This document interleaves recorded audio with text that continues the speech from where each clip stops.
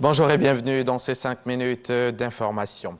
Après le coup d'État de lundi dernier au Burkina Faso, les chefs d'État de la CEDEAO se sont réunis hier vendredi en sommet extraordinaire, sommet par visioconférence auquel a pris part le président Alassane Ouattara. La réunion était présidée par Nana Akufo-Addo, le président ghanéen, président en exercice de l'organisation sous-régionale. Les détails avec Jérôme Kofi Abolé. La CEDEAO a l'épreuve des coups d'État dans la sous-région. Face à la situation qui prévaut en ce moment au Burkina Faso après le renversement du président Roch Christian Kaboré par un coup de force militaire, les dirigeants des pays de la communauté économique des États de l'Afrique de l'Ouest ont décidé de se réunir ce vendredi.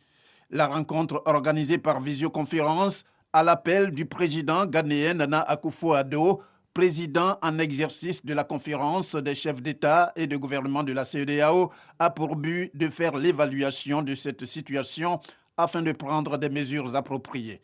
Le chef de l'État ghanéen, qui, à l'instar du président de la commission de la CEDEAO, l'Ivoirien Jean-Claude Brou, a parlé de mesures rigoureuses avec pour objectif de proscrire tout changement anticonstitutionnel aux grandes dames des élections. Pour Nana Akufo-Addo, il faut arriver à la tolérance zéro pour toute accession au pouvoir par des armes. Le président de la République de Côte d'Ivoire, Alassane Ouattara, fait partie des dirigeants des pays de la CEDEAO qui ont pris part à cette conférence. Le chef de l'État ivoirien et ses pairs, bien déterminés à tout mettre en œuvre pour un retour rapide à l'ordre constitutionnel au Burkina Faso. Pour mémoire, la situation à Ouagadougou vient s'ajouter à celle déjà existante en Guinée et au Mali. L'organisation a donc suspendu le pays de ses instances. L'organisation a demandé la libération du président Kaboré ainsi que des autres responsables arrêtés. Pas de sanctions économiques ou ciblées pour l'instant donc, même si la question a été débattue durant le sommet. Ce samedi, des chefs d'état-major se rendront à Ouagadougou pour entamer le dialogue avec la junte. S'en suivra l'arrivée d'une mission politique lundi avec une délégation de ministres ouest-africains attendue à Ouagadougou.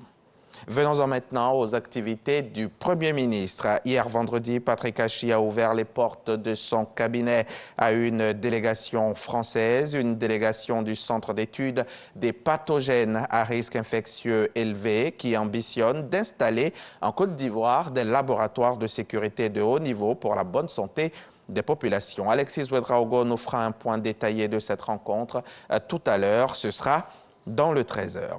On parle de santé des populations, mais on parle aussi de santé animale. Le ministère des Ressources animales et halieutiques, à travers sa direction des services vétérinaires, vient de faire une descente de terrain, une opération qui a consisté à traquer tous ceux qui s'érigent en marchands de médicaments vétérinaires sans y être autorisés, foulant aux pieds toutes les normes requises en la matière. Plusieurs sites ont été fermés. On en parlera avec Jean-Louis Gbangbo. La CAN 2021, elle se poursuit au Cameroun. Le ministre des Sports camerounais, Narcisse Mouélé Kombi, est revenu hier vendredi sur la tragédie qui a coûté la vie à 8 personnes et fait 38 blessés lundi dernier au stade d'Olembe. Il a pointé du doigt l'ouverture imprudente d'une porte par les forces de sécurité face à une marée humaine.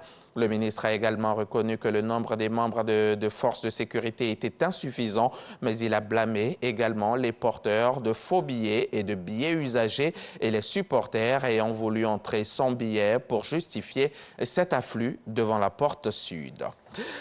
On va refermer ce flash en Ukraine où un nombre restreint de soldats américains doit être déployé. Des soldats américains déployés donc en Europe de l'Est.